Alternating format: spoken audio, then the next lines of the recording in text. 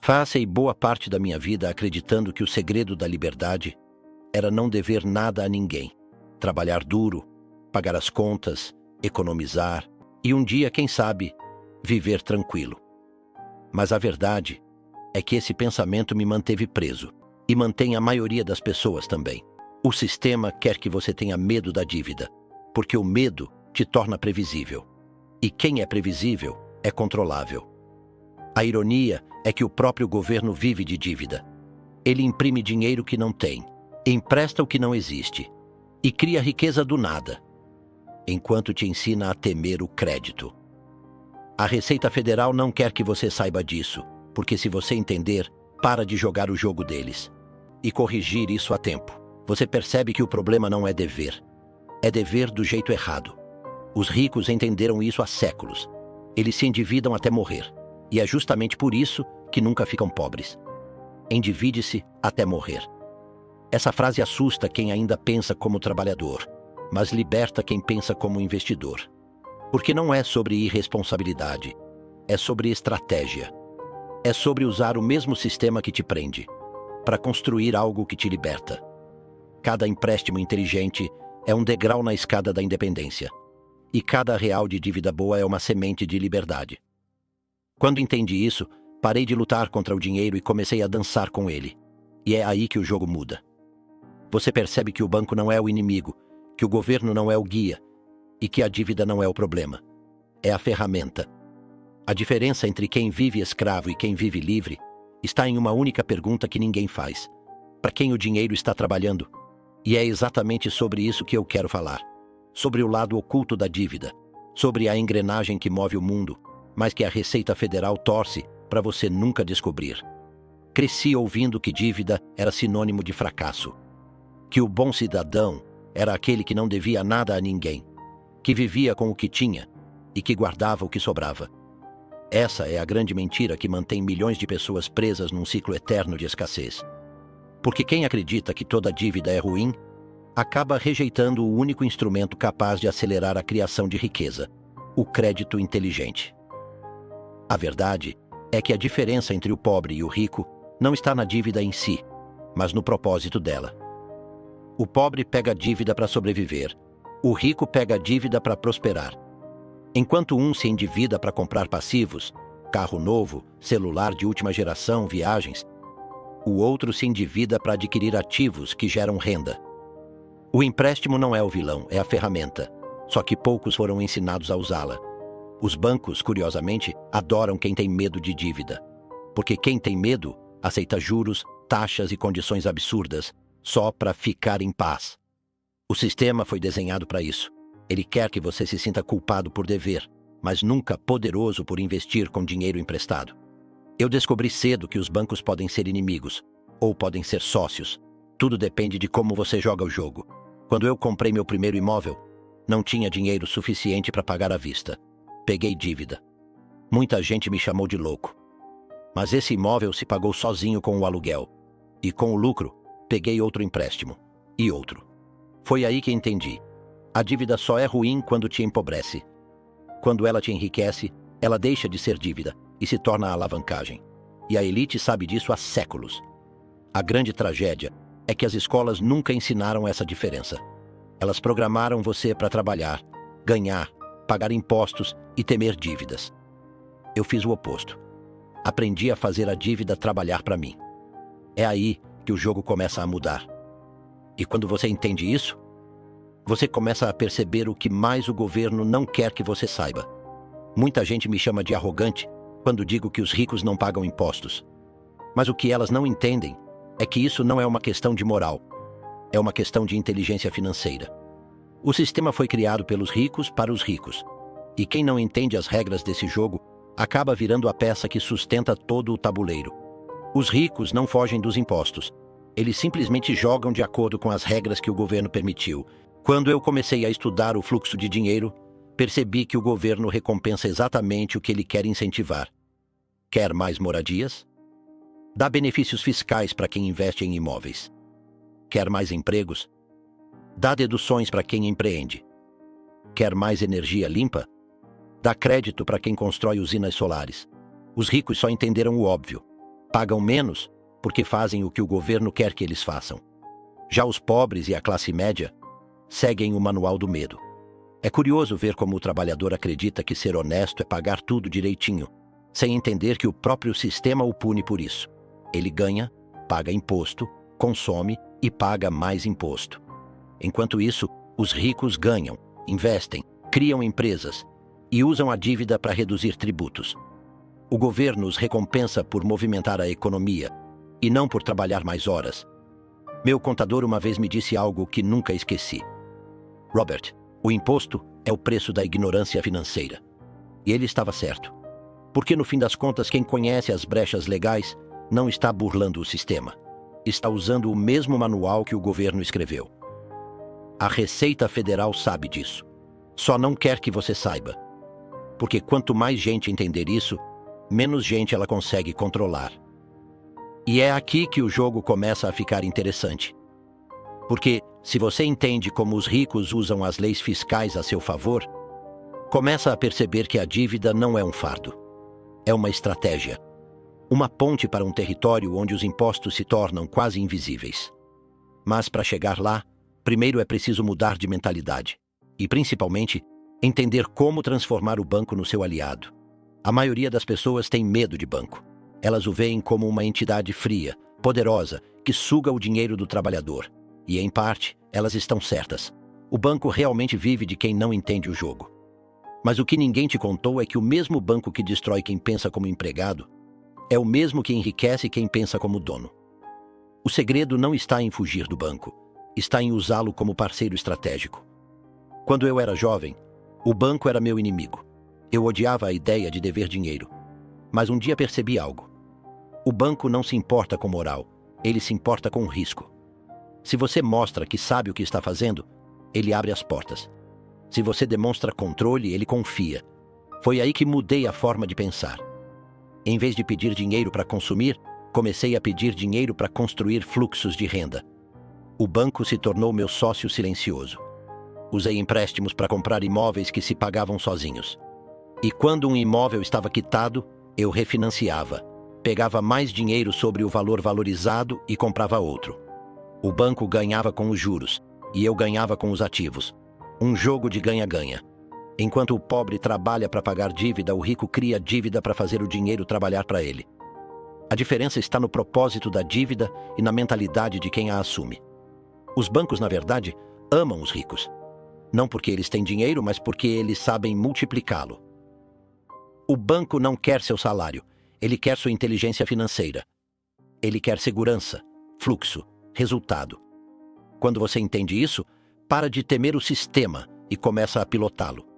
Você usa o crédito como combustível e não como corrente. A dívida se transforma em ferramenta de alavancagem. E é nesse ponto que o jogo muda de nível. Quando o banco se torna seu sócio, ele financia sua liberdade. E você percebe que o dinheiro nunca foi o obstáculo. O obstáculo sempre foi a sua crença sobre ele.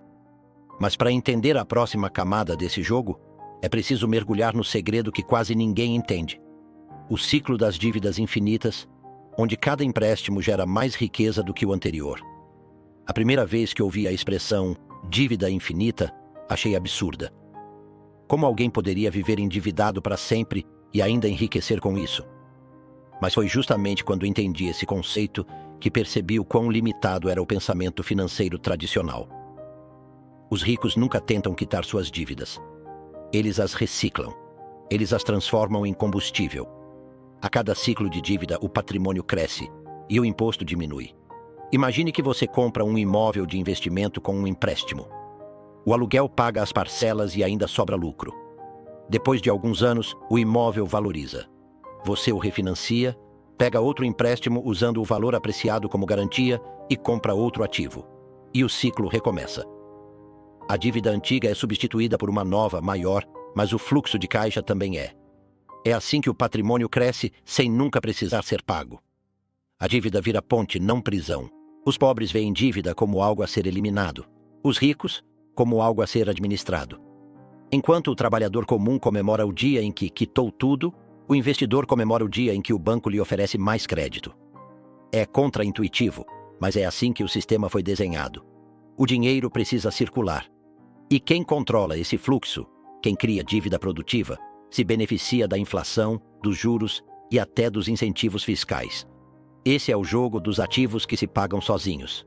Cada novo empréstimo é uma semente que gera outro fluxo de renda.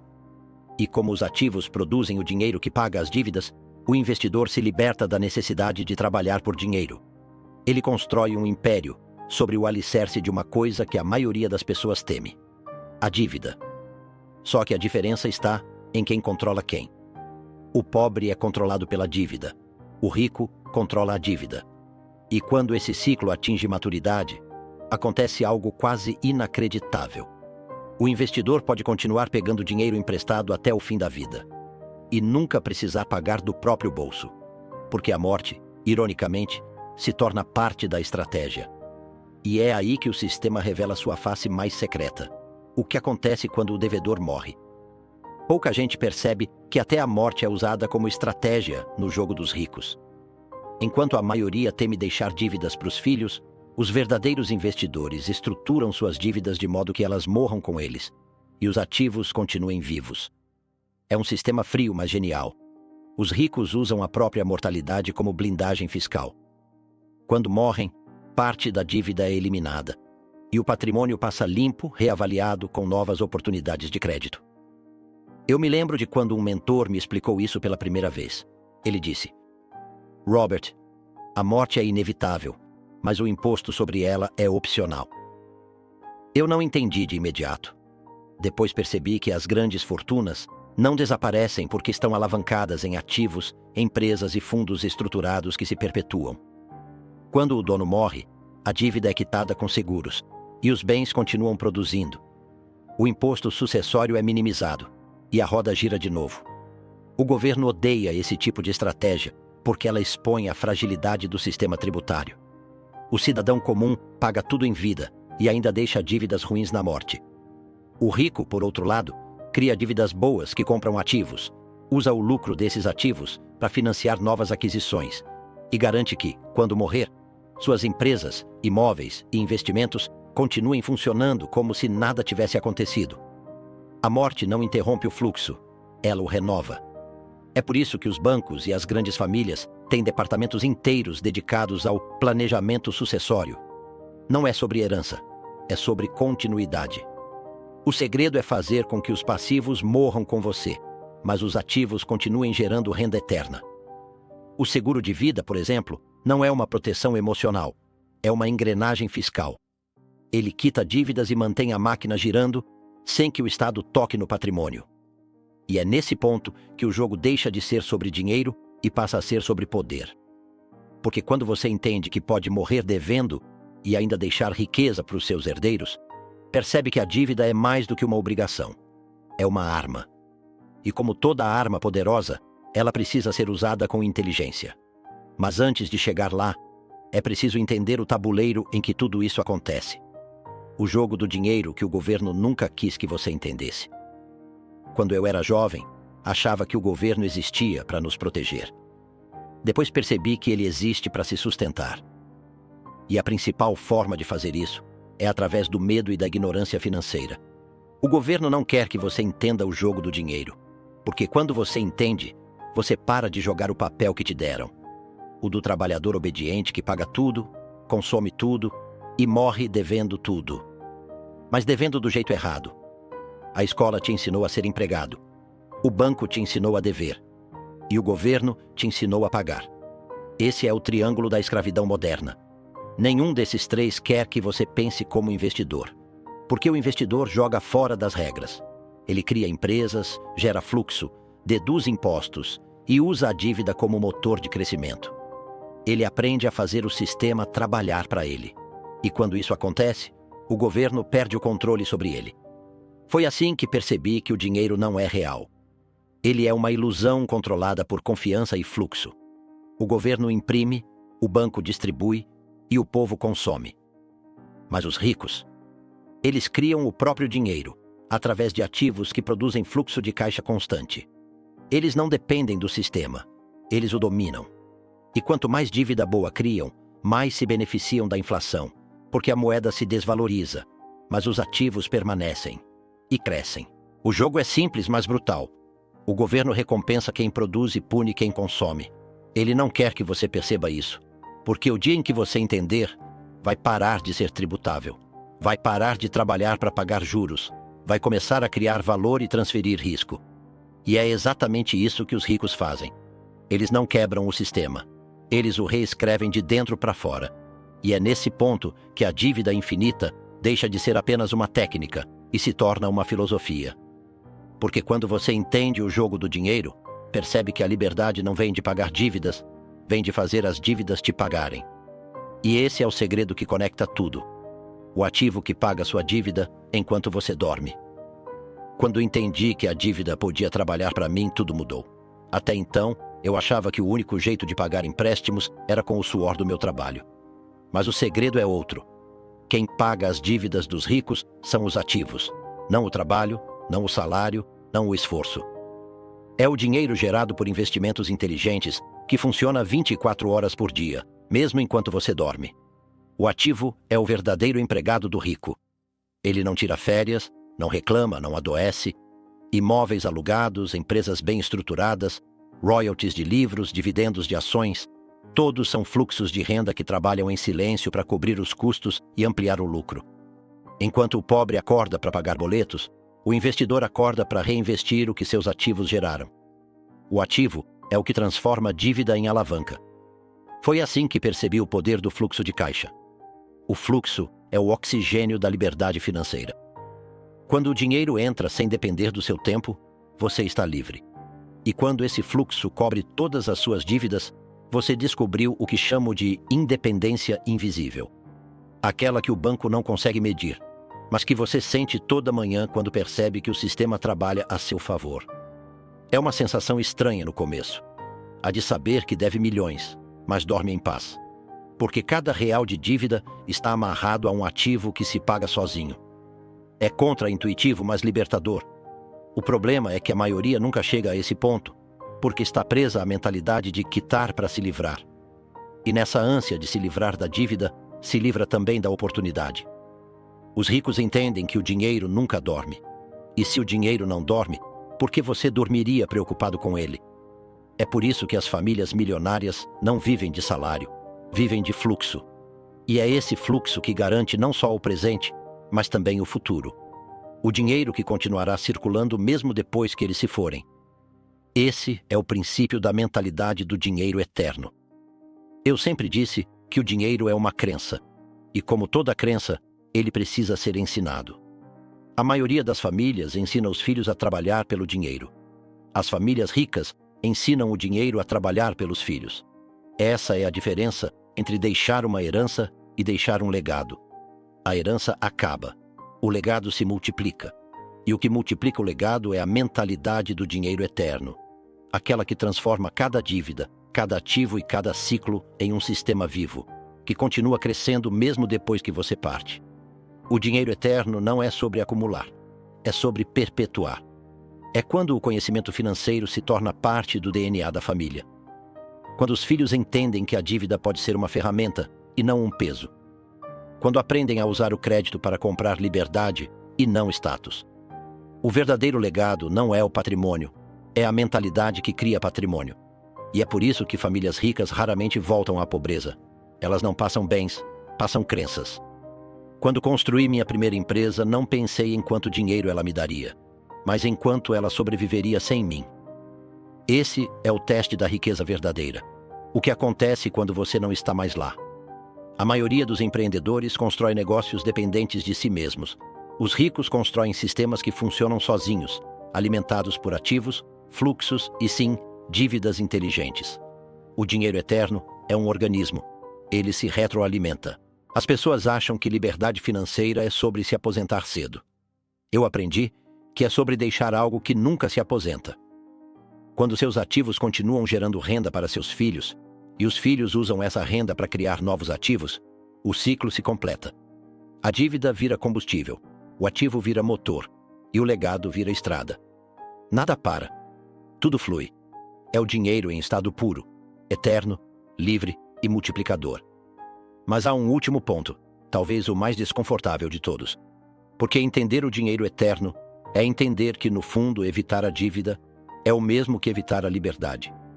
O medo da dívida é o que mantém as pessoas presas à segurança. E segurança, no mundo real, é a prisão mais cara que existe. Durante anos eu pensei que liberdade significava estar livre de dívidas. Eu queria pagar tudo, dever a ninguém, viver em paz. Mas o tempo me mostrou que essa é a definição de liberdade que o sistema quer que você acredite. Porque uma pessoa sem dívidas, mas sem ativos, continua sendo escrava, só que de outra forma. Ela é escrava do medo, e o medo é a forma mais sofisticada de controle. O medo da dívida mantém as pessoas obedientes. Elas evitam riscos, rejeitam oportunidades e vivem dentro do limite do que é seguro. Mas segurança não cria riqueza. Segurança é o oposto da liberdade. A verdadeira liberdade vem da capacidade de usar o sistema sem ser usado por ele. De pegar dinheiro emprestado, investir com propósito e deixar que o próprio dinheiro arque com os custos. Isso é independência. A independência que o governo nunca vai te ensinar. Quando falo em endividar-se até morrer, não estou falando de irresponsabilidade. Estou falando de estratégia, de entender que a dívida é a ponte entre o presente e o futuro, de saber que cada empréstimo produtivo é um passo a mais rumo à liberdade, não um grilhão. O pobre vê dívida como castigo, o rico como oportunidade. E a diferença entre eles é o que faz o jogo girar. A liberdade verdadeira não está em dever menos, mas em dever com propósito. Está em controlar o crédito, o fluxo e o tempo. Está em construir uma vida onde o dinheiro trabalha sem você precisar se matar de trabalhar. Quando você domina o jogo da dívida boa, percebe que não há prisão, há apenas escolhas. E cada escolha te aproxima mais da independência. Por isso, quando ouço alguém dizer "quero viver sem dívidas", eu sorrio. Porque eu sei que o que essa pessoa realmente quer é viver sem medo. Mas a ironia é que, para conquistar essa liberdade, ela vai precisar fazer as pazes com aquilo que mais teme, a dívida. E é nesse ponto que ela deixa de ser prisioneira e se torna livre de verdade. No fim, o que realmente assusta o sistema não é quem deve, é quem entende o que deve. Porque o governo pode controlar o trabalhador, pode tributar o consumidor, mas não pode tocar na mente de quem aprendeu a jogar o jogo do dinheiro. A verdadeira revolução começa quando você entende que liberdade não é a ausência de dívida, é o domínio dela. Os ricos não têm medo de dever. Eles têm medo de parar de crescer. E é essa diferença de mentalidade que separa os que vivem de salário dos que vivem de fluxo. O segredo nunca foi pagar tudo, e sim construir algo que se paga sozinho. Essa é a fórmula que a Receita Federal não quer que você saiba, e que o banco jamais vai te ensinar. Porque no fim das contas, a dívida não é prisão. Ela é alavanca. O pobre a carrega, o rico a conduz. O pobre teme, o rico domina. E é nessa virada de consciência que a liberdade acontece. Então, se há uma frase que resume tudo isso, é simples. Quem foge da dívida, foge da liberdade.